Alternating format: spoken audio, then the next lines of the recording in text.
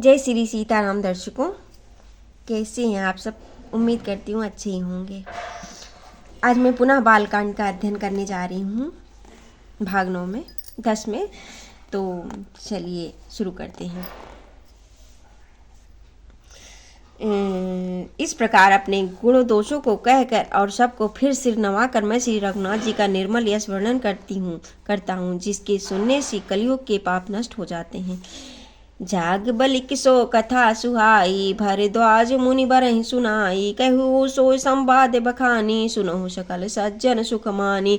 मुनि याज्ञवल्क्य जी ने जो सुहावनी कथा मुनिश्रेष्ठ भरद्वाज जी को सुनाई थी, उसी संवाद को मैं बखान कर कहूँगा। सब सज्जन सुख का अनुभव करते हुए उसे सुने। शंभु कीने यह चरित सुहावा, बहुरी कृपा करी उमहि सुनावा। सोई शिव काक भुसुंडी ही दीना, राम भगति अधिकारी चीना। शिव जी ने पहले इस सुहावने चरित्र को रचा, फिर कृपा करके पार्वती जी को सुनाया।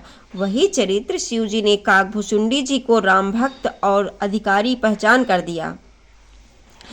तेहि सन जाग बलिक पुनि पावा, तीन पुनि भारद्वाज प्रति गावा। ते श्रोता बक्ता रम समशीला, सौदर्शी जानहि हरि लीला। उन काकभूषण जी से तुलसीदास जी कहते हैं कि देखिए, पहले पार्वती जी को महादेव ने ये राम जी की कथा सुनाई थी, फिर काकभूषुंडी जी को उन्होंने दिया, तो जो उन्होंने याज्ञवल्क्य जी को सुनाया, तब तुलसीदास जी ने इसे हम सबके लिए रचा। उन काकभूषुंडी जी से फिर याज्ञवल्क्य जी ने पाया और उन्होंने फिर उसे भारद्वाज जी को गा कर सुनाया। वे दोनों वक्ता और श्रोता याज्ञवल्क्य और भारद्वाज समान शील वाले और समदर्शी हैं और श्री हरि की लीला को जानते हैं।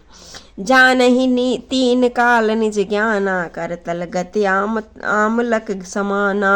और जे हरि भगत सुजाना, कहाई सुनाई समुझाए विधि नाना।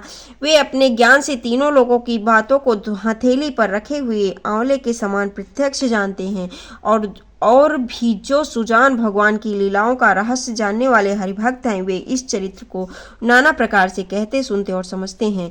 मैं पुनि निज गुरु सन सुनी, कथा सो सूक रखेत। समुझी नहीं तसी बालपन, तब आती रहु अचेत। फिर वही कथा मैंने वाराह क्षेत्र में अपने गुरु जी से सुनी, परंतु उस समय मैं लड़कपन के कारण बहुत बेसमझ था, इससे उनको उस प्रकार अच्छी तरह समझा नहीं। मतलब कि इस कथा को उनके गुरुजी ने भी, तुलसीदास जी के गुरुजी ने भी तुलसीदास जी को सुनाया था बचपन में। श्रोता बक्ता ज्ञान निधि, कथा राम कै गूढ़। किमि समझाऊं मैं जीव जड़, कलिमल ग्रसति विमूढ़। मतलब श्री रामचंद्र जी की गूढ़ कथा के वक्ता कहने वाले और श्रोता सुनने वाले दोनों ज्ञान के खजाने पूरे ज्ञानी होते हैं।